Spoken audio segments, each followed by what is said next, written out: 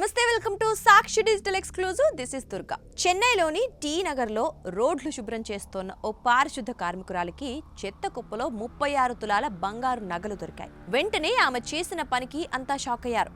Greater Chennai కార్పొరేషన్లో పారిశుద్ధ కార్మికురాలుగా పనిచేస్తోన్న 45 ఏళ్ల పద్మ ఆదివారం ఎప్పటిలానే విధుల్లో నిమగ్నమైంది. టీ నగర్లోని ముపాతు అమ్మన్ కోయిల్ వీధిలో రోడ్లను శుభ్రం చేస్తోంది.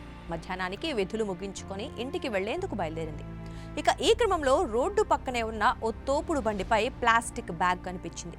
చుట్టూ ఎవ్వరూ లేకపోవడంతో బహుశా అందులో చెత్త నింపి అక్కడ వదిలేసి వెళ్లారేమోనని భావించింది. దాన్ని తీసి చెత్త కుప్పలో పడిద్దామనుకుంది. అసలు ఆ బ్యాగులో ఏముందో చూద్దామని అనుకుని బ్యాగును తెరిచి చూడగా కళ్ళు జిగేల్మన్నాయి. బంగారు నగలు కుప్పలుగా కనిపించాయి. దీంతో పారిశుద్ధ కార్మికురాలు పద్మ అక్కడే కాసేపు ఎదురుచూసింది. అలా చాలాసేపు ఎదురుచూసింది. చివరికి ఆ నగల కోసం ఎవరూ రాకపోవడంతో పద్మ ఓ నిర్ణయం తీసుకుంది. బ్యాగును నేరుగా పాండీ బజార్ పోలీస్ స్టేషన్కు తీసుకెళ్లి అప్పగించింది. నగలు పోగొట్టుకున్న వారికి అప్పగించాలని పోలీసుల్ని కోరింది. వారు ఆ బ్యాగును తీసి పరిశీలించగా మొత్తం 36 తులాల బంగారు నగలున్నట్లు తేలింది. వాటి విలువ సుమారు 50 లక్షలకు పైనే ఉంటుందని పోలీసులు తెలిపారు. దర్యాప్తు ప్రారంభించిన పోలీసులు చివరికి రమేష్ అనే వ్యక్తి వాటిని పోగొట్టుకున్నట్లు గుర్తించారు.